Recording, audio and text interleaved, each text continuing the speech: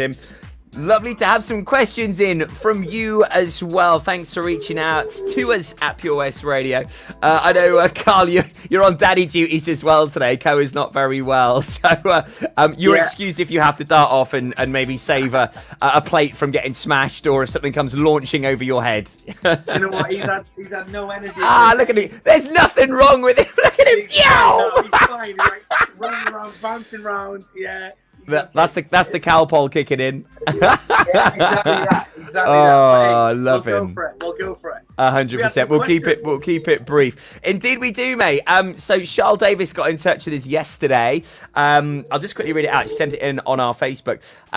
Says, "Hi guys, it's Synergy Talks. I'm really struggling to shift my baby fat. Can you please help me?" And lots of emojis of the praying and the love. So Charlotte, and if this is the Charlotte I think it is, she's from Milford Haven. I think she had a little baby boy 6 months ago. And if I recall, she did have quite a bump. She was quite big. If it is the same Charlotte Davis that I'm on about. You know where to start, Carl? I don't even know where to begin on this one. This is completely over to you, my man.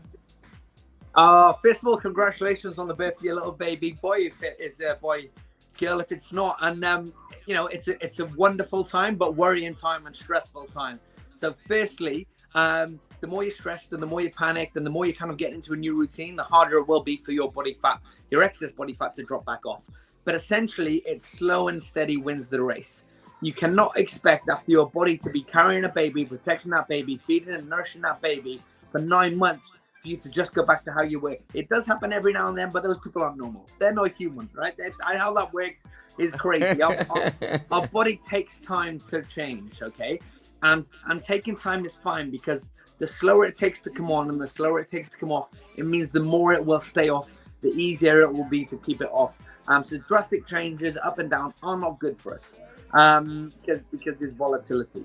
But essentially what we need to do is and we talk about it all the time, consistency.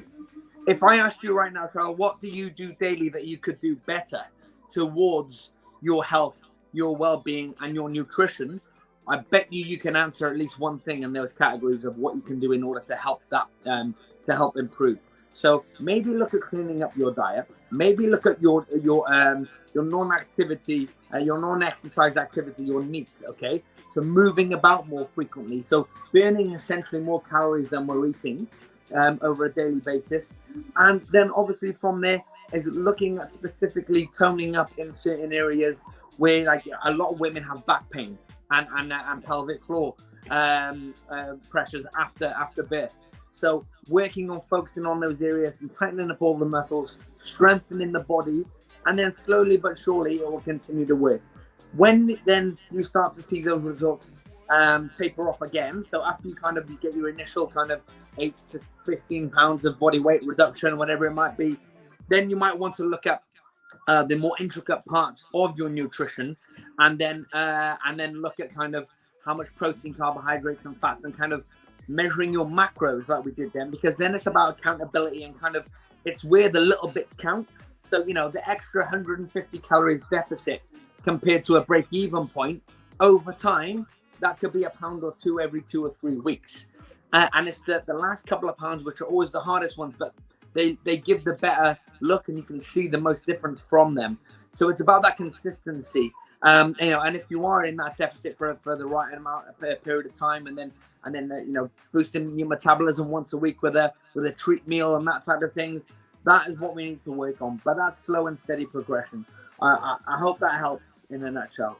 Yeah, no, I mean, it's not an easy one. That everybody's different.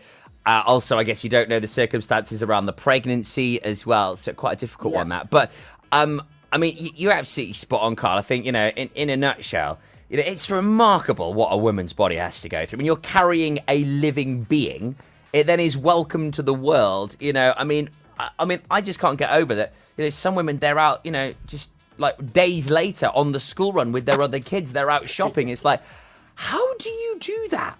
It's remarkable. So don't be hard on yourself, Charlotte. You know, take your time. It will pay dividend. Just do what Carl said. Just put the work in. You know, get your nutrition correct. Get your regular exercise in, and you'll be away.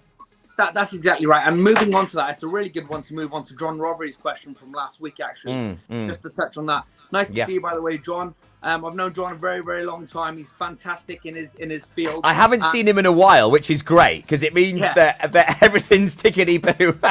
He's a man you want to see because he's a great guy, but you don't want to see too often because he's got problems to work with. Spot on.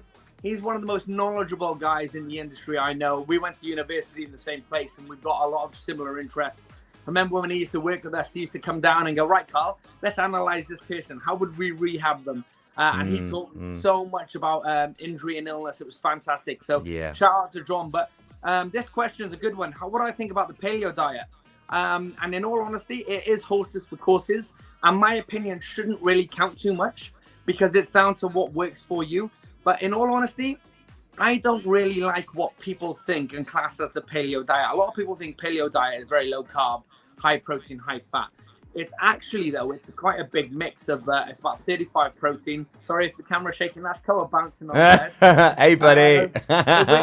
Paleo normally works about 35 protein, 35 fat, and about 30 carb. Now, for me, it doesn't really, I don't like that personally. You can have a lot of digestive problems. Anybody that's got IBS can give them problems. Also, people with irritable bowel syndrome, you know, that can really be an issue when you're looking at the high fats and the high proteins. And I know personally, when I put my proteins up too high, my digestive tract doesn't work very well.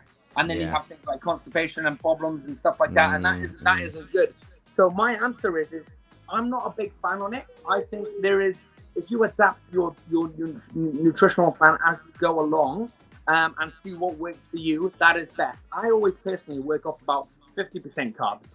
And then I actually alter my protein and fats to 30 and 20%, depending on how I'm feeling and how much more body fat I need to lose or how much energy I need to improve on. Again, because everybody's body adapts differently with your proteins, carbs, and fats. But essentially, from what a lot of people and a lot of athletes use it, it's not personally for me.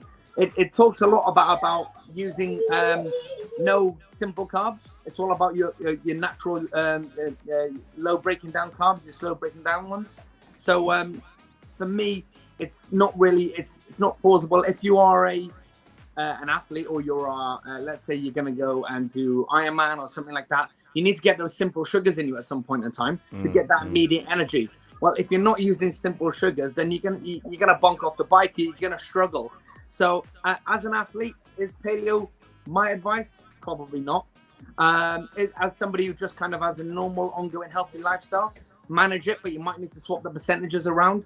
But definitely, don't be afraid to use an instant carb because it's really, really important for your brain function and obviously to keep helping keeping your immune system high by giving it some variation. That's my answer on that one. But again, it's down to everybody.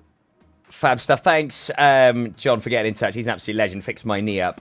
So great to hear from you, buddy. And thanks as well to the lovely Claire for getting in touch as well. Absolute star. Get in your questions for next week at Pure West Radio on the socials. Also, just a real quick one, Carl, before we do go. We've got 90 seconds. It's Hello Yellow Mental Health Day at Prendergast School. I know this was on Monday. How fantastic is it to see the schools and the kids all wearing yellow around the county today? I know some have been doing it on Monday, Tuesday, Wednesday. They've been doing it across the week. So if it's not applicable to you, I get it. But Prendergast School today, they're doing it. They wanted me to mention. What's your take on them promoting mental health in children?